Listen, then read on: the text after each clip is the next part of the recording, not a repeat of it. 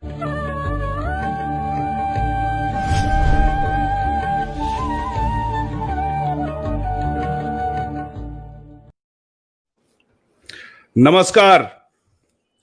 दिल्ली के बॉर्डरों पे पंजाब, हरियाणा और पश्चिमी उत्तर प्रदेश से आए हुए किसान काफी दिनों से आंदोलन कर रहे हैं और इस बीच कल एक घटना हुई जो 40 किसान के संगठन वहां आंदोलन कर रहे हैं, जो घेराबंदी करके रखा हुआ है।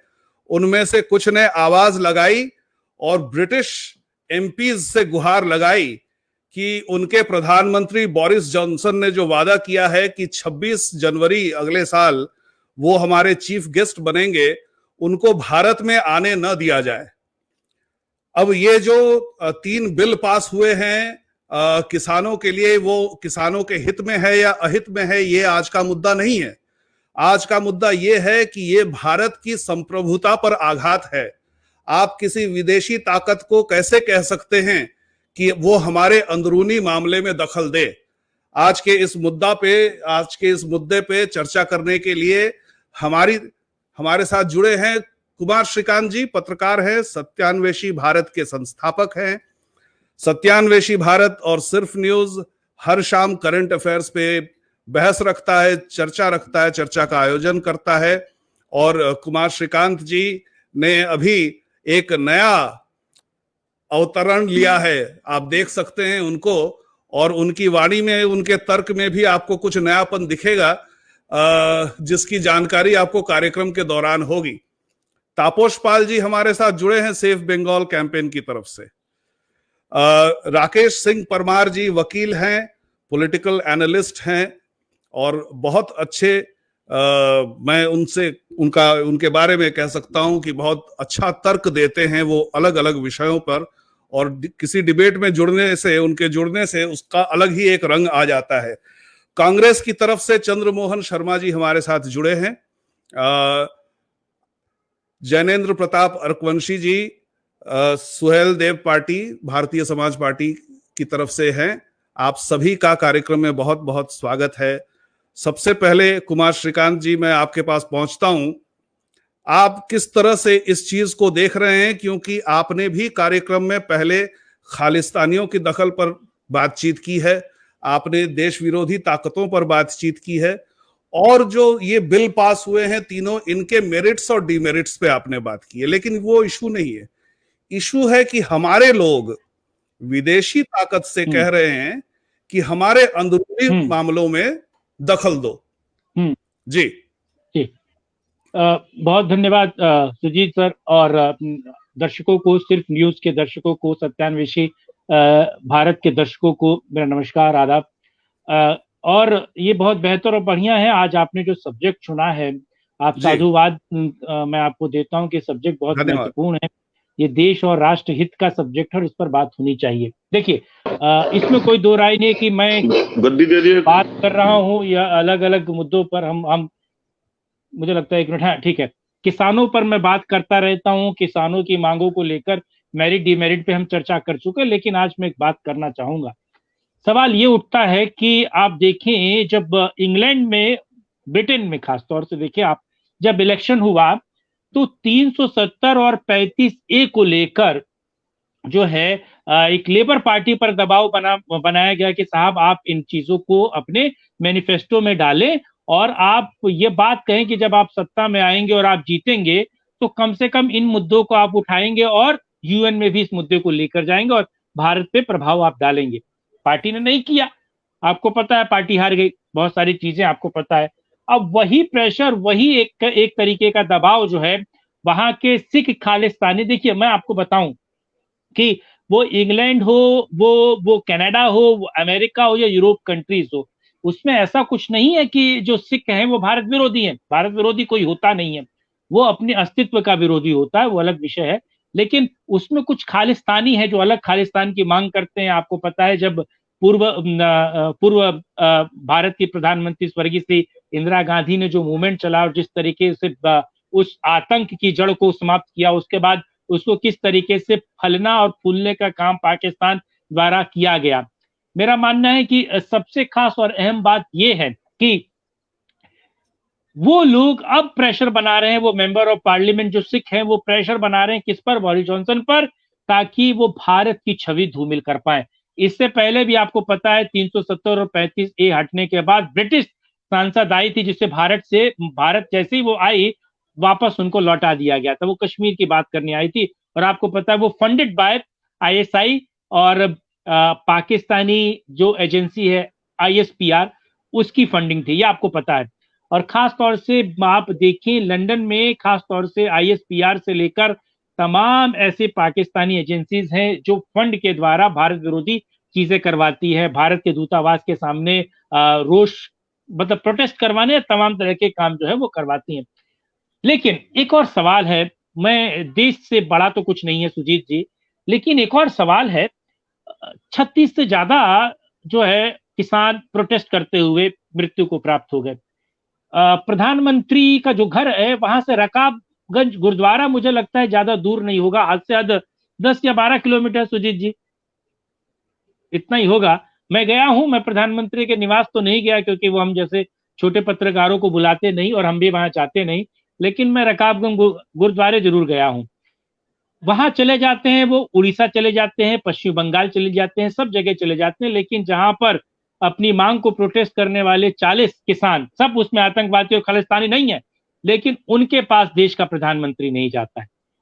सोचिए आप, ये देश का प्रधानमंत्री बात नहीं करने आता है। 137 नहीं सुजीत जी, 137 करोड़ लोगों को प्रधानमंत्री उनका दिल जीतते हैं और मास लीडर हैं, स्टेटमेंट की छवि रखते हैं और लाख करोड़ों लोगों को समझाकर अपने हिसाब से जो है देश के साथ जोड़ते हैं। देश में स्वच्छता आंदोलन होता है, किसान जाने को तैयार नहीं है। नहीं, क्या प्रधानमंत्री ने बुलाया? नहीं, बात हो चुकी है, 5 राउंड बात हो चुकी है। किसके साथ हुआ है? वो किसके साथ हुआ है? इन्हीं किसानों के साथ। नहीं, सुनिए, प्रतिनिधि मंडल का भेंट मुलाकात हो रहा है कैबिनेट मिनिस्टर के साथ। इतने बड़े मास लीडर हैं और पूरे देश के साथ बात करते हैं प्रधानमंत्री जी, तो वो क्यों नहीं आ रहे? मैं ये पूछ रहा हूं, वो क्यों नहीं आम किसानों से बात कर रहे हैं? मेरा सीधा सा सवाल है। ठीक है, क्या प्रधानमंत्री डरते हैं? क्या किसानों से डरते हैं? क्या अन्नदाताओं से डरते हैं? भी आपकी इस बात का समर्थन करेंगे। चंद्रमोहन शर्मा जी, चर्चा में शामिल होइए। चंद्रमोहन जी, हमें पता है कि जो कांग्रेस पार्टी किसान आंदोलन के समर्थन में खड़ी है, लेकिन आज का विषय ये नहीं। आज का विषय ये है कि हमारे देश के लोग एक विदेशी ताकत से कैसे कह सकते हैं कि हमारे अंदरूनी मामले में दखल दें।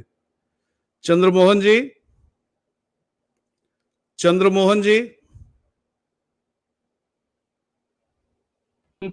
उन तक मुझे लगता है आवाज नहीं पहुंच रही, इंटरनेट उनका सिंक हो गया होगा। ठीक है, आगे आप आगे परमार जी को यही प्रश्न पूछता हूं, यही प्रश्न मैं राकेश सिंह परमार जी से पूछता हूं।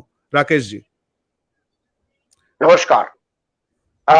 एक तो आप सबको बहुत बहुत धन्यवाद कि आपने बहुत ज्वलंत मुद्दा के अंदर का मुद्दा उठाया है। ये बहुत सोचने और समझने वाली बात है।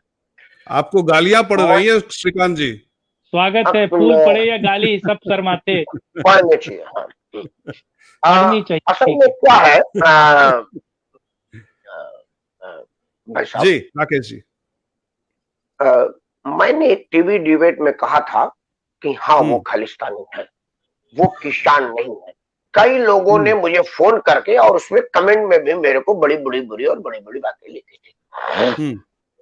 मैं क्यों कर रहा था, मेरे को 2 मिनट टाइम दें, मैं एक्सप्लेन करूं। तब वाले कार्यक्रम में मैंने कहा था कि अगर एक 2 कौड़ी का आदमी हमारे हिंदू बेटियों के रेट लगा रहा हो और वहां किसान ताली बजा रहा हो, मेरा अन्नदाता नहीं हो सकता। वहां पर खालिस्तान जिंदाबाद का नारा लग रहा हो और कोई आदमी, मैं नहीं कर रहा हूं कि वहां जितने लोग थे वो सब खालिस्तान जिंदाबाद नहीं हो सकता। राकेश जी, मुफ्त में हम अन्नदाता कैसे नहीं हो सकता? नहीं, अन्नदाता कैसे नहीं हो सकता? सुजीत जी माफी के साथ, अन्नदाता कैसे नहीं हो सकता? दाता कैसे हुआ? आपको मुफ्त में खिलाता है? नहीं, मुफ्त में नहीं खिलाता है, लेकिन वो किसानी तो देश के लिए करता है ना।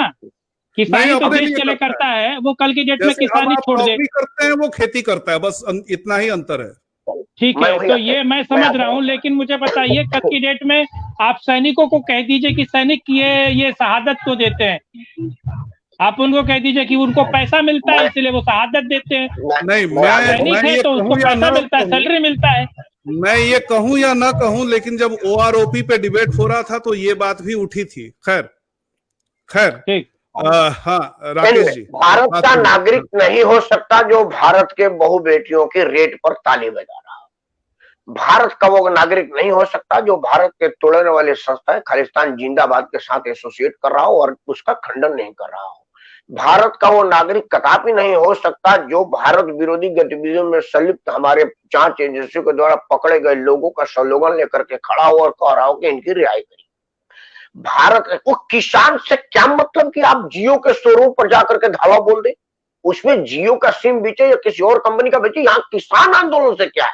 इन सब चीजों को लेकर के ये साबित हो चुका है, मुझे कुछ साबित नहीं करना कि वो किसानों का आंदोलन कतई नहीं है, किसानों के द्वारा संचालित कतई नहीं है। अब आप यहीं पर मतलब और उसमें ज्यादा किसान नहीं है। आप ऐसा ऐसी बात कैसे कह सकते हैं राकेश जी, उसमें किसान नहीं है। मैं बता रहा किसान हूं नहीं वो है। किसान, देखिए अगर उसमें किसान कोई है तो उसको तुरंत आकर के बयान देना चाहिए कि हमको बोरिस जॉनसन से क्या लेना देना। हमारे पूर्वजों ने उसके पूर्वजों को मार मार के यहाँ से भगाया है, वो ऊपर शासन किए हैं, हमको गुलाम बना करके, हमको उस बोरिस जॉनसन से क्या मतलब। हमें मतलब नरेंद्र मोदी से, हमें मतलब राहुल गांधी से, हमें मतलब ममता बनर्जी से, हमें मतलब सुहेल देव से, हमें मतलब भारत के राजनीतिक पार्टियों से। तुम आओ राकेश भाई 1 मिनट, आपने शायद शुरू से मुझे सुना नहीं। मैं इस चीज का विरोध कर चुका हूं और मैं इसके बारे में बोल चुका हूं। जो अलग बात कर रहे हैं, पृथक बात कर रहे हैं, देश के विरोध में बात कर रहे हैं, मैं उनको लताड़ चुका हूं। लेकिन लताड़ना और इस सिस्टम को भी है ना कि देश का प्रधानमंत्री नहीं चाहता है मिलने के लिए। देश का प्रधानमंत्री, इन किसानों के पास समय नहीं है, देश का प्रधानमंत्री के पास किसानों के साथ मिलने को लेकर, तो वो भी सवाल मैं पूछूंगा ना। तो मैं बताऊंगा ना, पूछ ना, मैं बताता हूँ आपके प्रश्न का जवाब दे रहा हूं। ऐसा कैसे कह सकते कि कोई वहां पर किसान नहीं है, फार्मर नहीं है? आप ऐसे कैसे कह सकते हैं भाई साहब? ये मैंने नहीं कहा कि सभी किसान है, मैं बोला वो किसान नहीं है जो देश विरोधी गतिविधियों पर ताली बजा रहा है, वो किसान नहीं है, मैं ये कह रहा हूं। मैं कह रहा हूं कि इतनी सारी सर्कमस्टांसेस को देख करके, उनके गतिविधियों को देख करके लग रहा है कि ये आंदोलन ना तो किसानों का है ना किसानों के लिए है। इसका मतलब ये नहीं है कि उसमें कोई किसान नहीं है, इसका मतलब ये नहीं है कि वहां पर कोई किसान नहीं है, उसका मतलब ये नहीं है कि वहां पर किसान की बात नहीं हो रही है। मेरी बात समझिए, मैंने कहा कि वो किसान नहीं हो सकता जो किसान के अलावा किसी और बात पर चर्चा करो, वो किसान नहीं हो सकता और वो आंदोलन किसान के लिए नहीं हो सकती। मैं इस बात का समर्थन करता हूँ राकेश जी, इस बात का मैं समर्थन करता हूँ, जो आप बात कह रहे हो सही है। लेकिन इसमें क्या होगा कि आप इसके चलते किसानों के हक और हकूक की बात आप छुपाना चाहते हैं। आपने कहा कि साहब 2 मछलियां गंदी है तो पूरा तालाब गंदा हो गया। ये किताबों की बातें हैं, ये जमीनी बातें नहीं है।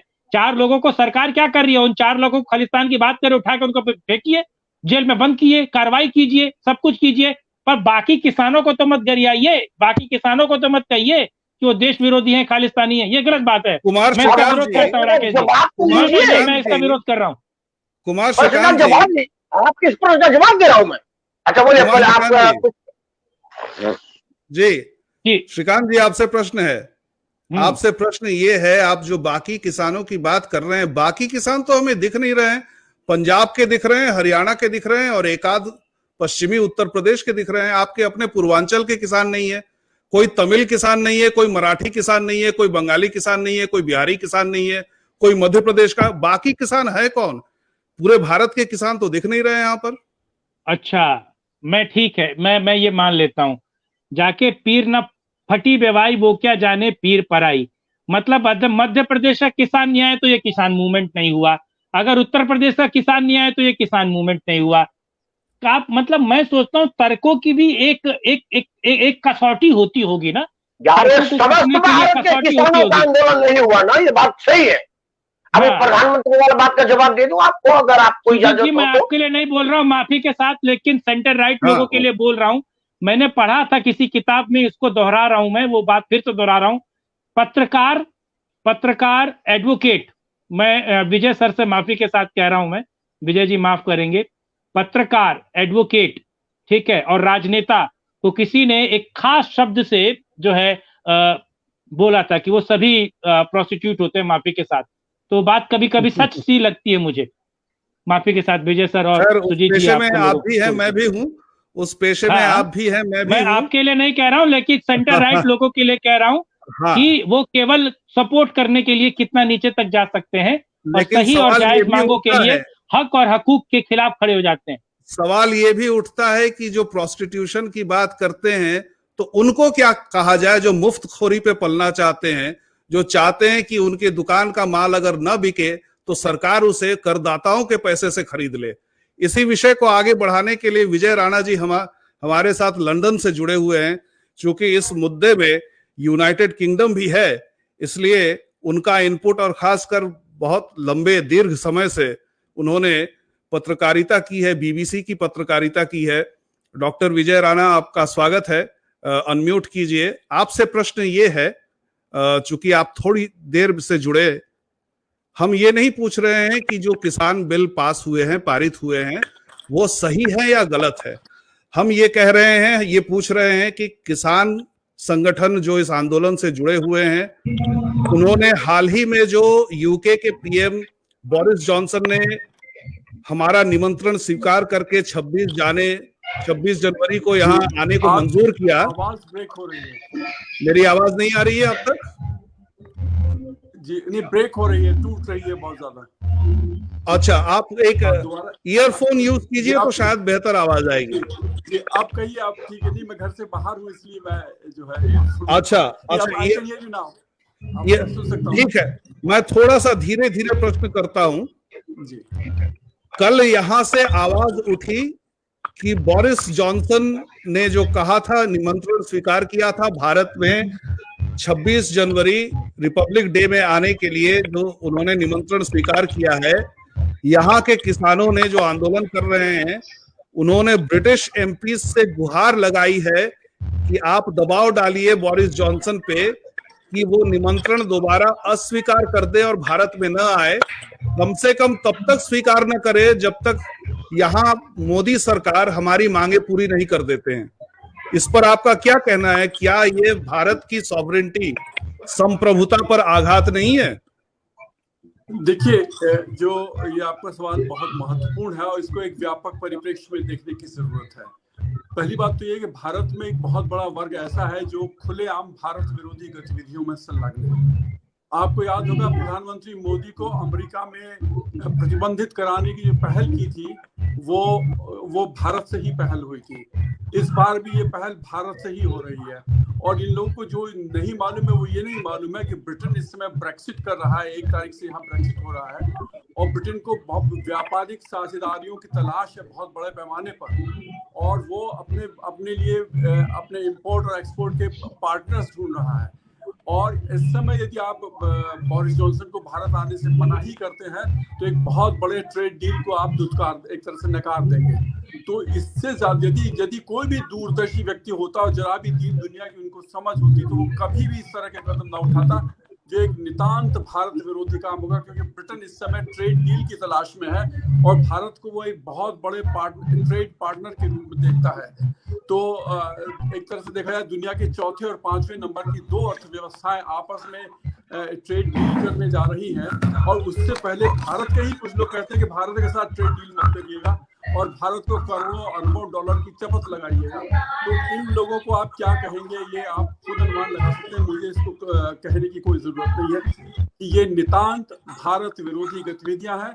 और ब्रिटेन में देखिए, ब्रिटेन के भी यदि एमपीज ने जो लिखा वो भी जो ब्रिटेन में बसे भारतीय कुछ लोग हैं जो एक खास तबके को बिल्कुल नफरत की नजर से देखते हैं, उन लोगों ने पहल की। उन्होंने अपने एमपीज पे जहां जहां उस समुदाय के लोग, जिसमें पाकिस्तानी समुदाय के लोग हैं और ऐसे लोग हैं जो खालिस्तान से सहानुभूति रखते हैं, उन सब लोगों ने अपने अपने एमपीज पर दबाव डाला। मैं जानता हूं स्थानीय एमपी ऐसे जो भारत समर्थक हैं, उन लोगों को भी मजबूरी में अपने वोट बैंक को खुश करने के लिए चिट्ठी लिखनी पड़ी भारतीय हाई कमिश्नर को। तो कहने का मतलब यह है कि जो बहुत अफसोस की बात है कि भारत के बहुत सारे लोग ऐसे हैं जो इस समय खुलेआम भारत विरोधी गतिविधियों, मेरा राजनीति से कोई मतलब नहीं है, मैं न कांग्रेस के साथ हूं, न बीजेपी के साथ हूं, न मोदी के साथ हूं, लेकिन कैसे कोई भारतीय एक बहुत बड़ी विश्व की अर्थव्यवस्था के साथ कह सकता है कि आप जो है अपना दौरा रद्द कर दीजिए और जो भावी ट्रेड डील है उसको अपने पैर पे कुल्हाड़ी मारी, जिस शाख पे हम बैठे हैं उसी को काटने की कोशिश कर रहे हैं। जी जी, अखिलेश गौतम जी भी हमारे साथ विदेश से ही जुड़े हैं। वो अभी अपना लोकेशन नहीं बताना चाहते, लेकिन जहां पर भी वो हैं, अखिलेश गौतम जी, आपके यहां पर भी ऐसी ताकतें दिखती हैं जिनकी तरफ विजय राणा जी संकेत कर रहे हैं, जो कि वहां जाकर लॉबिंग करते हैं कि वो भारत के विषय में कुछ करें, भारत की सरकार पर दबाव डालें, और यहां की जो अंदरूनी बातों के लिए जो मुद्दे हैं, चाहे वो कश्मीर का मुद्दा हो, क्योंकि आपके वहां पर कश्मीर का मुद्दा काफी चलता होगा, तो इन मुद्दों पर भारत सरकार पे दबाव डाला जाए, उस पे ट्रेड डील पे भी फर्क आ जाए, इसकी कोशिश की जाए, कोई डील रद्द कर दी जाए। आपके यहां भी होता है अखिलेश जी? अभी सॉरी जी, मुझे सुन सकते हैं जी? हाँ जी। सबको नमस्कार। अभी मैं जहां पर हूं वहां पर अभी ये विश्व स्तरीय और ये काफी बदल रहा है, तो इसमें कोई दो राय नहीं है। इसमें दो तीन पहलू मैं इसमें मेंशन करना चाहूंगा। पहली बात तो ये है कि अगर कोई ये, जैसे अभी मैं सुन रहा था राकेश परमार जी को, तो उन्होंने बहुत सटीक बात कही है कि ये आंदोलन वस्तुतः न तो किसानों का आंदोलन है, न किसानों के द्वारा आंदोलन है। ये आंदोलन की सिर्फ परसेप्शन है। नहीं जी सर जी, मैं राकेश सिंह परमार का परसेप्शन है जी। मैं बता देता हूं, मैं समझा देता हूं। उसमें वस्तुतः आप देखोगे तो जून में जब से ये अध्यादेश आया हुआ था, तब से कहीं कोई भारत में कहीं भी कोई किसानों के बीच में हलचल नहीं थी। दूसरी बात यह है कि कोई भी किसान अगर इसको पहलू को समझेगा, किसान बिल को समझेगा, किसान अच्छा किसान होना अलग होता है, और किसान के आधारित जो अर्थव्यवस्था है वो एक अलग चीज है। यहाँ पर आपने बिल्कुल सही बात बोली है कि इसको अन्नदाता बोलना और अन्नदाता कहकर महिमा मंडन करना बहुत ही गलत दिशा है, और इससे क्या हो रहा है कि मूल जो चीज हो रही है वो छुप जा रही है।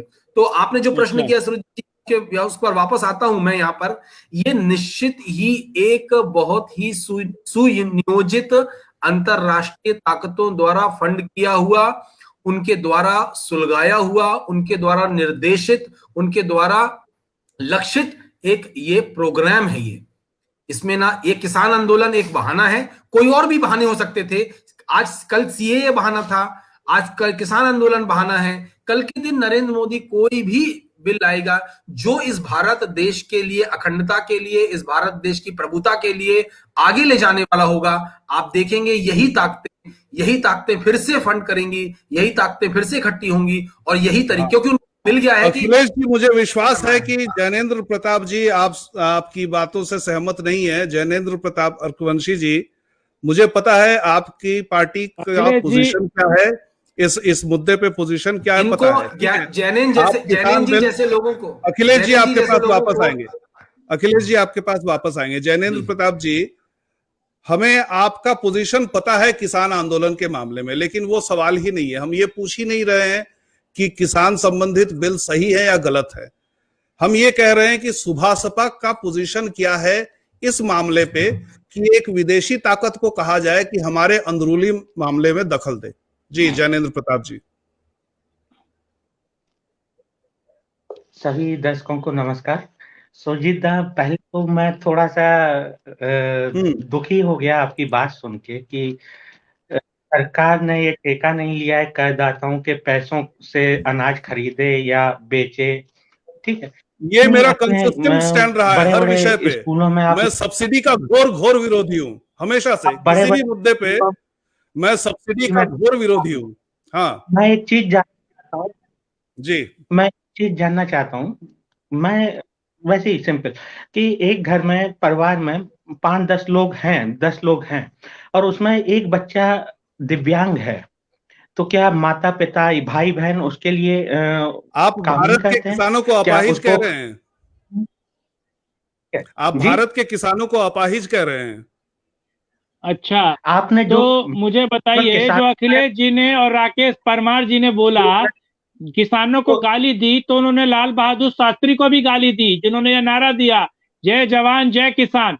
तो आप उन लोगों को गाली आप यही तो दिक्कत है, जो सेंटर राइट लोग हैं वो हमेशा ऐसे लोगों को गाली देकर ही अपना महिमा मंडन करना चाहते हैं। अब आपने किसानों को गाली दी, कुछ दिनों बाद आप जवानों की बात करते हैं पर जवानों की पेंशन खत्म कर देते हैं, आप जवानों की फंडिंग रोक देते हैं, आप जवानों कैसे नौकरी मिलेगी वो रोक देते हैं।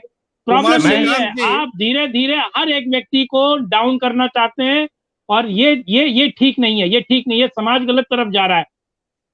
मैं सुजीत दा आगे बात बताता हूँ। चलिए मैंने जो नहीं, श्रीकांत जी के प्रश्न का जवाब दे दूं मैं। आप जिस विश्वविद्यालय से आते हैं वहां दिल्ली में रहते हुए 30 रुपए में कमरे में रहना, उस सब्सिडी का भी मैं विरोध करता हूँ।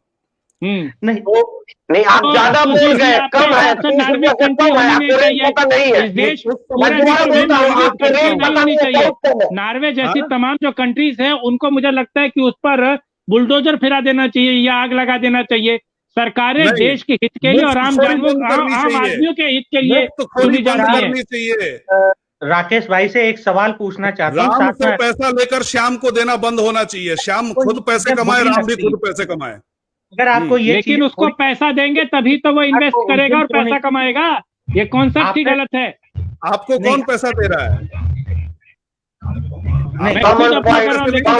पैसा दिया ना। एक मिनट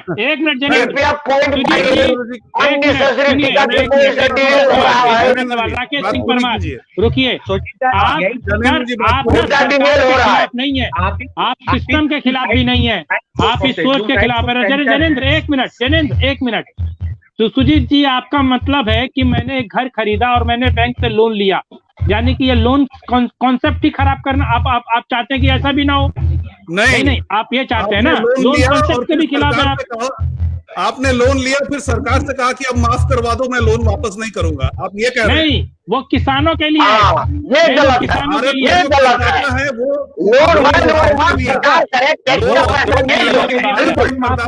किसानों का भी होता है, दोनों के लोन माफ होते हैं, इसमें वो नहीं है।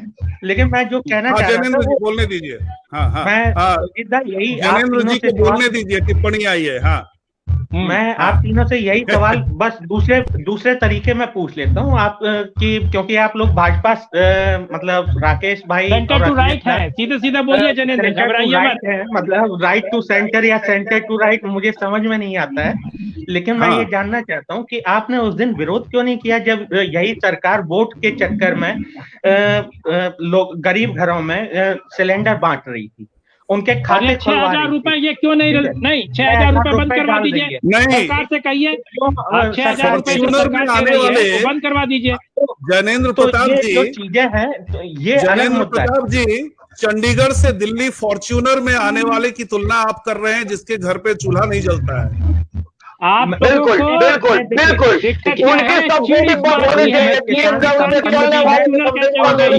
सुजीत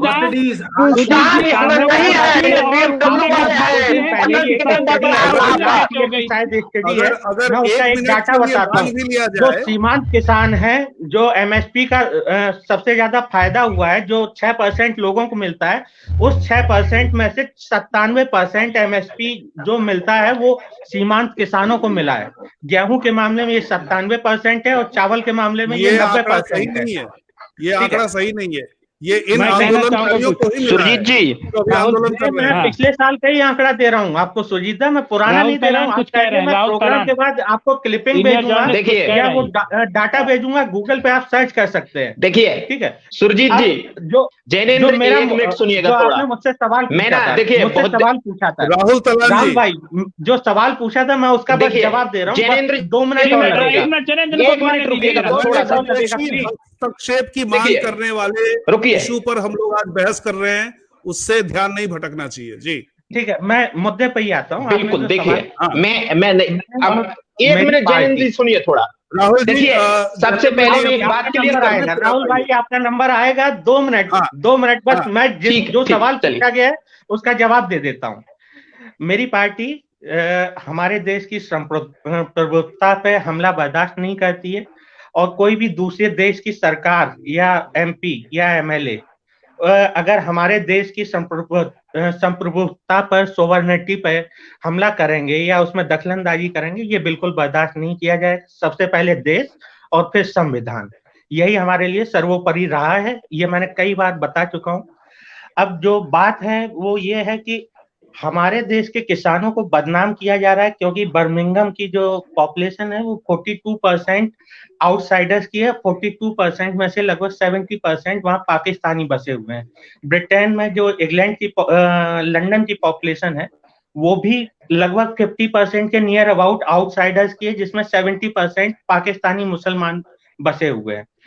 उन लोगों को जो भी अपना वोट बैंक है, वहां के एमपी या एमएलए हैं, जो विजय जी ने भी पहले कहा, वो उससे मैं सहमत हूं कि ये, लेकिन विजय जी ने यहाँ पे हमारे किसानों का भी नाम लिया। यहाँ से मांग ये नहीं गई थी कि उनको रोका जाए या वहां की संसद में उठाया जाए, उनसे सहायता मांगी गई थी कि आप भी इस मुद्दे पे हमारा सपोर्ट कीजिए एज ए इंडियन नागरिक, जो आप चाहे वहां की इंडियन नागरिक तो नागरिकता ले ली हो, लेकिन वहां पे हुआ क्या कि पाकिस्तानी जो जी भारतीय मूल के अवश्य हैं, लेकिन वो भारतीय नहीं है। हाँ, यहाँ के नागरिक नहीं है, पासपोर्ट उनके पास वहां का है। नागरिक नहीं कह रहा हूं मैं वही कह रहा हूँ कि जो भारतीय मूल के नागरिक होने के संदर्भ में जो यहाँ के नागरिक हैं, वहां के जो वहां का पासपोर्ट ले लिया, वहां की नागरिकता ले लिया, उनसे केवल अपील की थी। लेकिन इसी चीज को जब उन्होंने देखा कि भारतीय लोग जो किसान हैं ये मुद्दा उठा रहे हैं, तो जो पाकिस्तानी पब्लिक थी उसने इस मुद्दे को इस तरह से प्रोजेक्ट किया अपने एमपी एमएलए के सामने कि पड़ा उसके आगे, उन्होंने सीधा इसको इंटरप्ट कर दिया हमारे देश की संप्रभुता पर। जी, केवल इतनी सी बात है। यहाँ पे हमारे किसानों का कोई लेना देना नहीं है। हमारे किसानों का लेना देना केवल एफसीआरए में था, वो भी एक किसान संगठन, जो किसान संगठन था उग्राहन वाला, उसका था। उसने विदेशी चंदा लिया था, उसको जानकारी नहीं थी। उसने कहा जैसे ही मेरे पास सरकार के कागज आएंगे, हम ये चंदा वापस अकाउंट में चला जाएगा। आपके पास आऊंगा श्रीकांत जी। जैनेंद्र जी, मैं आपकी इसी बात को राहुल तलान जी ने अभी तक बोला नहीं है कुछ, राहुल तलान जी को मैं मौका देता हूँ बोलने का। राहुल जी, जैनेंद्र जी जो कह रहे हैं, अभी हम सभी को याद है कि करीब हफ्ता 10 दिन पहले ब्रिटिश एमपी, एक सिख एमपी हैं, उन्होंने खड़े होकर ब्रिटिश पार्लियामेंट के अंदर बोला कि बोरिस जॉनसन को बोला कि भाई आप भारतीय सरकार पे, भारत के सरकार पे दबाव डालिए और ये जो कृषि कानून जो है इनको वापस करवाइए। और वो बोरिस जॉनसन मजाक के पात्र बन गए, क्योंकि वो प्रश्न समझ नहीं पाए। उन्होंने कहा कि भारत और पाकिस्तान के रिश्ते में हम दखल नहीं देंगे। खैर, बाद में अगले दिन उनका क्लैरिफिकेशन आया कि नहीं, हमने प्रश्न ठीक से सुना नहीं था, इसलिए ऐसा कहा। तो लेकिन ये समझ में आता है कि एक ब्रिटिश एमपी जो है, चाहे सिख हो, चाहे वो गोरा हो, चाहे कोई किसी मूल का हो, वो अपने प्रधानमंत्री से कह सकता है। लेकिन दिल्ली से कोई आदमी ये कहे ब्रिटिश एमपीज को कि आप हमारे मामलों में दखल दीजिए, इसको आप किस तरह से देखते हैं? देखिए, ये बिल्कुल गलत है कि भारत के मामलों में किसी को भी कोई दखल बर्दाश्त नहीं की जानी चाहिए। मैं एक और चीज क्लियर कर दूं, मुझे लग रहा है कि यहाँ मैक्सिमम राइटिस्ट आइडियोलॉजी वाले लोग बैठे हैं, मैं भी राइटिस्ट आइडियोलॉजी वाला हूं, लेकिन इसका मतलब ये नहीं है कि आप किसान आंदोलन को डिस्क्रेडिट कर दें, किसानों के मुद्दों को डिस्क्रेडिट कर दें। देखिए, आप उनपे ये बिल्कुल नहीं थोप सकते, खालिस्तानी नहीं थोप सकते, आतंकवादी हैं वो ये नहीं थोप सकते, क्योंकि इन किसानों के बच्चे सबसे ज्यादा शहादत देते हैं इस देश के लिए। नहीं सर, नहीं, मैं आप लोगों को, सर मैं क्लियर कर रहा हूँ एक चीज जी। नहीं, मैं ये नहीं बोल रहा हूं, मैं तो एक विचार बता रहा हूं कि जो विचार अब निकल के आ रहे हैं कि ये किसान नहीं है, ये वो नहीं है, ये वो नहीं है, आप जितना डिस्क्रेडिट करेंगे इस आंदोलन को, उतना ही ये मजबूती से उभर के सामने आएगा। आप जो लोग हैं, जो राइटिस्ट आइडियोलॉजी वाले लोग हैं, वो ये समझ ही नहीं पा रहे हैं कि वो लड़ किससे रहे हैं। आप किसान वर्ग से लड़ रहे हैं, किसी सीए के लिए कि मुस्लिमों से थोड़ी लड़ रहे हैं आप। किसान वर्ग, मुस्लिम भी आते हैं, हिंदू भी आते हैं, सिख भी आते हैं, जैन भी आते हैं, हर कोई किसान है, हर कास्ट किसान है। पर्टिकुलर एक वो आंदोलन में दिख नहीं रहे जो वहां, सर वो सारे के सारे किसान हैं, आप उनमें से वो चूज करके पकड़ के लेके आ रहे हैं कि ये किसान नहीं है, इसमें से आप चूजी हो गए। मैक्सिमम वो लोग किसान हैं, सरकार को देखिए, अगर जो सरकार को लगता है ये किसान नहीं है और ये प्रपोज्ड आंदोलन है और विदेश से फंडिंग है ये सारी चीज, तो सरकार के पास इतनी बड़ी मशीनरी है, सरकार कब का ये आंदोलन तोड़ नहीं तो अब तक सरकार झुक गई होती, अब तक सरकार झुक गई होती। खैर सरकार सीरियसली ले रही है सर, देखिए नहीं मुद्दे से नहीं भटक रहे हैं सर, देखिए सरकार सीरियसली ले रही है, सरकार सीरियसली ले रही है, बार बार बात करने के लिए बुला रही है। सरकार अगर जो सीरियसली नहीं लेती तो बात करने के लिए नहीं बुलाती। एक्चुअली में दिक्कत क्या हो गई है कि राइटिस्ट आइडियोलॉजी वाले जो भी थोड़ा आंदोलन करेगा उसको पेंट कर देते टेररिस्ट, ये एंटी नेशनल, ये आप जब तक ये सारी चीजें नहीं समझेंगे, आप अपनी आइडियोलॉजी की आंदोलन चल रहा था तब बात कर रही थी, भाजपा वाले क्यों नहीं मान रहे थे? या मैंने इसीलिए पहले क्लियर कर दिया कि मैं राइटिस्ट आइडियोलॉजी का समर्थक हूँ। और कमाल की बात ये इस सरकार की, देखिए मैं सरकार का समर्थक हूँ, ओपनली डिबेट में बोल रहा हूँ, सरकार का समर्थक हूँ, लेकिन सरकार कभी भी किसानों से अच्छे से कम्युनिकेट नहीं कर पाई है। इस सरकार की सबसे बड़ा फेलियर ये है कि किसानों से कभी कम्युनिटी नहीं कर पाई। I want to respond. I want to respond. Chandramohan जी कुछ कहना चाह रहे हैं, सुजीत जी। जैसे राकेश जी बोल दिए, राकेश जी बिल्कुल पेंट कर दिया। राकेश जी आता हूँ आपके पास, राकेश जी आता हूँ। विजय राणा जी आप कुछ कहना चाह रहे हैं, कुछ इंटरवीन करना चाह रहे हैं इसमें? हाँ अनम्यूट कीजिए। भारत के लोग कर और बहुत साल से हूँ मीडिया में, मैं इन्वॉल्व हूँ, मैं अच्छी तरह से जानता हूँ कि भारत के बहुत सारे वामपंथी विचारक हैं जो यहाँ विश्वविद्यालयों में आते हैं, बड़े बड़े पैसे लेते हैं, बढ़िया होटलों में रहते हैं, विस्की की और सब दुनिया भर की दावतें होती हैं, और भारत विरोधी फिर उनको एक एक टॉक देने के लिए हजार पाउंड दिए जाते हैं, और फिर वो भारत विरोधी बातें यहाँ पर कहते हैं जो सारे अखबार में आती है। जैसे मैं एक उदाहरण देता हूँ, पिछले वर्ष जब यहाँ अरुंधति राय आई तो उन्होंने ये कहा कि भारत में इस समय मुसलमानों की हालत यह है कि उनको ऐसे कंधों पे उचक के चलना पड़ता है, कौन किस कनपट्टी पे गोली मार दे, उनके शब्द है ये। और ये इस तरह की बहुत बड़ी तान देसी साहब जिन्होंने प्रधानमंत्री से प्रश्न किया था, सबको मालूम है कि वो पूरी तरह से खालिस्तान के समर्थक रहे, उनका लंबा इतिहास है खालिस्तान। तो यहाँ भारत के बहुत वामपंथियों की बहुत बड़ी लॉबी है, विश्वविद्यालयों में बहुत बड़ी लॉबी है, पत्रकारों में, भारत के पत्रकार यहाँ के बड़े बड़े अखबारों में इतने घोर भारत विरोधी, आप गार्डियन उठा करके देख लीजिए, मुझे कहने की जरूरत नहीं है, गार्डियन, इकोनॉमिस्ट, न्यूयॉर्क टाइम्स देख लीजिए, उसमें पिछले 6 वर्षों में यदि एक भी सकारात्मक वाक्य मिल जाए आपको, आर्टिकल तो छोड़ दीजिए, एक एडजेक्टिव मिल जाए विजय जी, विजय सर जैसे सुजीत जी कह रहे थे कि वो राइट विंगर है, अपनी आइडियोलॉजी को लिख रहे हैं, वो वैसे एक लेफ्टिस्ट पत्रकार है, वो अपनी आइडियोलॉजी को लिख रहा है, तो आप उसे गलत कैसे कह सकते हैं? बात सुनिए ना, बात सुनिए, वो अपनी आइडियोलॉजी को लेकर चल रहा है, उसमें गलत क्या है विजय सर? सुनिए, मैं ये कह रहा हूँ, यदि कोई पत्रकार है उसे सिक्के के दोनों पहलू दिखाई नहीं पड़ते हैं तो पत्रकार नहीं, प्रचारक है। पहली बात तो ये है। नहीं, आप सुजीत जी के लिए कह रहे हैं जी, आप सुजीत जी के लिए कह रहे हैं क्या? भारत में पत्रकार कम है, प्रचारक नहीं, प्लीज सुजीत जी के लिए मत कहिए। बंधे हुए, कोई इसके साथ है, कोई इसके साथ है। अच्छा, दूसरी बात मैं बताता हूँ, इसकी जड़ें कितनी गहरी है, आप जरा सुनिए, भारत विरोधी प्रचार की जड़ें कितनी गहरी है, जरा सुनिएगा। भारत का एक पत्रकार डेवोस जाता है, बड़ा पत्रकार, एक बड़ी चैनल का अंग्रेजी का बहुत बड़ा पत्रकार, और वो विश्व के आधा दर्जन सीईओ, सीमेंस, माइक्रोसॉफ्ट, ये दुनिया की सबसे बड़ी बड़ी कंपनियों के आधा दर्जन लोगों से केवल एक ही सवाल करता है कि भारत की अर्थव्यवस्था कितनी खराब है, भारत का कितना बुरा हाल हो रहा है। तो हर सीईओ के कान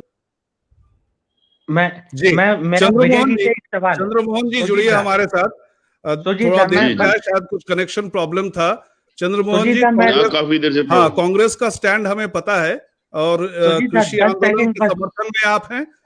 जनेंद्र जी आपके पास वापस आऊंगा, बस 10 सेकंड दे दीजिए मुझे, केवल 10 अच्छा, अपनी बात पूरी कीजिए, जल्दी पूरी कीजिए अपनी बात। हाँ सुजीत दा, ये आप और हम सभी लोग हर देश जरा कमेंट्स तो देने दीजिए, स्टैंड तो पता है, स्टैंड चंद्रमोहन जी बिल्कुल है, 10 सेकंड में उन्होंने वादा किया कंप्लीट करेंगे अपनी बात। मेरा केवल इतना कहना है, हर देश दूसरे देश में अपनी लॉबिंग करता है, विजय जी इस चीज को बहुत अच्छी तरह से जानते हैं, तो भारत इसमें क्यों पीछे रहा पिछले 6 साल में इतना ज्यादा कि वो अपनी लॉबिंग नहीं कर पा रहा है? ये किसकी गलती है? ये कांग्रेस की ये भी गलती है क्या जी? या किसी और की गलती है? लॉबिंग के लिए पिछले साल चाइना ने 200 करोड़ रुपया केवल एक देश में खर्च किया है, छोटे से देश में। जनेंद्र जी, आपका पॉइंट बहुत बढ़िया है, लेकिन हम यूएस की बात नहीं कर रहे हैं, यूके की बात कर रहे हैं। यूके में लॉबिंग नहीं चलती, वहां भी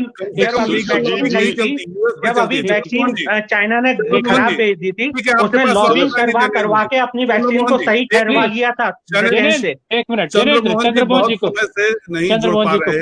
हाँ चंद्रमोहन जी, आप बहुत बड़ी पार्टी के प्रवक्ता हैं, आपको सबसे पहले चांस देता, लेकिन कनेक्शन की वजह से नहीं दे पाया। प्रॉब्लम थी जी। हाँ, कांग्रेस का स्टैंड हमें पता है कि वो किसान आंदोलन के समर्थन में है और इन कृषि बिलों के खिलाफ है, लेकिन आज का प्रश्न ये नहीं है। आप इस चीज को किस तरह से देखते हैं कि इन 40 किसान संगठनों में से कुछ जगहों से ये आवाजें आ रही है कि ब्रिटिश सरकार भारत के अंदरूनी मामले में हस्तक्षेप करे? जी, क्या आप इसका भी समर्थन करते हैं? देखिए सुरजीत जी, देखिए सबसे पहले मैं सारी बातों को जो सुना उसके निचोड़ में छोटी सी बात पे जाऊंगा। हर चीज के दो पहलू होते हैं, एक पहलू नेगेटिव और एक पॉजिटिव। ऐसा क्यों होता है कि जब भी कोई सरकार आती है वो अपने पहलू को पॉजिटिव कर देती है और दूसरे पहलू को नेगेटिव कर देती है। हम सब बात कर रहे हैं, लेकिन बात किस विषय पे होनी चाहिए? बात सबसे पहले होनी चाहिए 135 करोड़ जनमानस में, वो 135 करोड़ जो उसमें से कुछ या ज्यादा या कम जो बेचारे इस सर्दी के अंदर किसान अन्नदाता सड़कों पे बैठा है, लेकिन हम उसकी बात नहीं कर रहे हैं। हम बात क्या कर रहे हैं कि ब्रिटिश प्राइम मिनिस्टर ने क्या कह दिया, उसके अंदर माओवादी कैसे आ गए, दूसरे कैसे आ गए, तीसरे कैसे आ गए, चौथे कैसे आ गए। ये तो सरकार का नैरेटिव है। जो भी सरकार जब भी सत्ता में रहेगी, उसके अगेंस्ट में जब भी उसके आदेश को नकारते हुए कोई भी व्यक्ति बाहर निकलेगा, उसका नैरेटिव यही होगा। इतिहास गवाह है, 1947 से पहले ब्रिटिश हुकूमत के लिए जब जब मेरे देश के किसी भी सेनानी ने आवाज उठाई, उसको इसी तरह की फांसी और इसी तरह का नैरेटिव दिया गया इतिहास के अंदर, चाहे शहीद भगत सिंह हो, चाहे कोई भी व्यक्ति हो। तो उस नैरेटिव के ऊपर बात ना करके, नैरेटिव बेसिक क्या है? नैरेटिव क्या है? सरकार ऐसा नैरेटिव को डिसाइड कर देती है कि हमारे ही देश के व्यक्ति को जब चाहो तो माला डाल के सम्मान कर दो, और जब तुम्हारे अगेंस्ट प्रश्न पूछो तो माओवादी और आतंकवादी करार दे दो। जब एक मुद्दा देश के अंदर डिसाइड है, मैं साथ हूं आपके, जब देश के अंदर आपकी सरकार है और सरकार किसान को कुछ देना चाहती है और सरकार उसको लेना नहीं चाहता, सबसे पहले तो इस बात की बात होनी चाहिए। मैं फादर और मेरे 10 बच्चे हैं, मेरे 10 बच्चे में 2 बच्चे मेरे से सहमत हो सकते हैं, हो सकता है 8 में से सहमत नहीं है। तो मुझे सबसे पहले उन 8 बच्चों से पूछना चाहिए कि आपको प्रॉब्लम क्या है मेरे से, मेरी किस नीति को आप सहमत नहीं है। तो हमारी सरकार और हमारी सरकार का एडमिनिस्ट्रेशन उस बात से ना करके वो क्या कह रहा है कि जो ये 8 बच्चे हैं, इनका नैरेटिव मेरे परिवार और मेरे सिस्टम से सेट नहीं हो रहा। इसी नैरेटिव के ऊपर से भाजपा बड़ी होती चलेगी। देखिए, मुद्दा, हम किसी भी जाति, किसी धर्म, किसी मजहब, किसी पार्टी में बटे हो सकते हैं, लेकिन इंसानियत के नाते हमें बटना नहीं चाहिए। आज इंसानियत के नाते आप बटते हो तो फिर पुरानी ब्रिटिश हुकूमत की तरफ आपको जाना पड़ेगा। ये जिन लोगों ने कहा, छोटे से मैं आ रहा हूं वहीं आ रहा हूं, जिन लोगों ने ये कहा थोड़ा सा ब्रिटिश सरकार को हस्तक्षेप करना चाहिए, आप उसका विरोध करते हैं या नहीं करते हैं? बिल्कुल, मैं टोटल 100% विरोध करता हूं। मैं भारतीय हूं, उसके बाद किसी पार्टी का नुमाइंदा हूं, लेकिन भारतीय होने के नाते मैं विरोध करूंगा। लेकिन भारतीय होने के नाते मैं तेज और तरकार आवाज के अंदर करूंगा कि सरकार ये नैरेटिव न डिसाइड करे उन किसानों के प्रति कि वो किसान माओवादी आतंकवादी है। वो भारत देश का किसान है, आप उनसे बात करिए। जब आप उनको कुछ देना चाहते हैं और वो लेना नहीं चाहता, तो फिर संकोच किस बात का है? संकोच तो होना चाहिए। आप बुलाइए, टेबल पे बैठे प्रधानमंत्री जी और गृह मंत्री 8000 किलोमीटर दूर चले जाएंगे, वहां जाके आप रैलियां कर लेंगे, वहां कोरोना नहीं होगा। किसान वहां बैठे, उनके लिए आप कोरोना का नैरेटिव सेट कर दोगे। CARC की बात होगी तो आपको कोरोना होगा, हर आदमी नेगेटिव हो जाएगा। आज देश के अंदर बेरोजगारी की आवाज उठा लो तो आपका नैरेटिव गलत। आज आप देश के अंदर बलात्कार की आवाज उठा लो तो आपका नैरेटिव गलत। किसी भी पक्ष के लिए देखिए, आप 100% राइट नहीं हो सकते।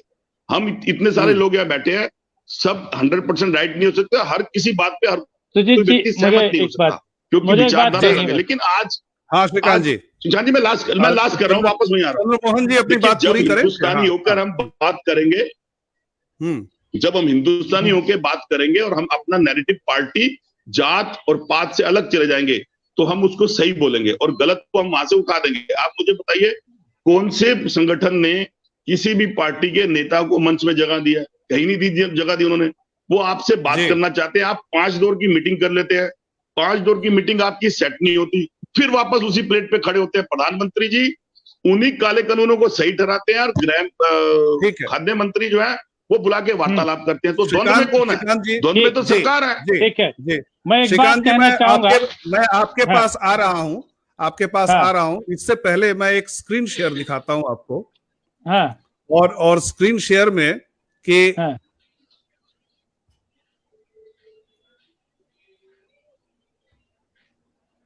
दिख रहा है आप सबको? नहीं, अभी आया नहीं है। नहीं आ रहा है। स्क्रीन शेयर से स्ट्रीम यार्ड में आता नहीं है। अच्छा, नहीं आ जाएगा। स्ट्रीम यार्ड में स्क्रीन शेयर आ जाएगा। नहीं दिख नहीं रहा। मैं भी नहीं दिख रहा है। चलो पॉइंट पे आओ सुजीत भाई। हाँ जी, मैं कुछ बोलना चाह रहा था सुजीत जी, आप ही को लेकर। जी, अब दिख रहा है? रुकिए, अभी दिख रहा है। The potash farmer of the पूरा छोड़िए ना, आप सिर्फ केवल ऊपर देखिए। नैरेटिव कौन सेट कर रहा है? द वायर, लेफ्ट विंग का फेवरेट पेपर, लेफ्ट विंग का फेवरेट। वायर में तो अंदर राजन की वेबसाइट ने रिपोर्टिंग की है, ये किसी राइट विंगर ने रिपोर्टिंग नहीं की है। जी, मैं ये दिखाना चाहता था कि नैरेटिव मुझे दिखाना चाह रहे हैं, मुझे दिखाना चाह रहे हैं, मैं उसका जवाब देता हूँ। मैं आपको दैनिक जागरण में भी स्क्रीनशॉट शेयर नहीं कर सकता, लेकिन क्योंकि कमांड आपके हाथ में, मैं बताता हूँ। मैं दैनिक जागरण का स्क्रीनशॉट शेयर करके आपको दिखाता कि दैनिक जागरण तमाम अखबार किस तरीके से सरकार की लाइन को टोक कर रहे हैं और लिख रहे हैं कि खालिस्तानी वहां पर मौजूद है। मुझे बताइए, आप वायर को गरिया रहे हैं, आप वायर को नहीं सच्ची पत्रकारिता और पक्षकारिता पे सुनिए ना। किसने बात की ब्रिटिश एमपी से? मैं इसकी बात कर रहा हूँ। किसने बात की? ये कोई राइट विंग पेपर नहीं कह रहा। सभी वेबसाइट, जितने भी न्यूज वेबसाइट्स है, सभी ने रिपोर्टिंग की है कि ऐसा हुआ है। नहीं सुजीत जी, प्रोग्राम स्टार्ट होने के सबसे पहले मेरी लाइन यही थी, अगर ये कोई कहता है तो देश की संप्रभुता और देश की अखंडता और एकता के खिलाफ ये बात है। वही बात चंद्रमोहन कह रहे हैं, वही जैनेंद्र कह रहे हैं।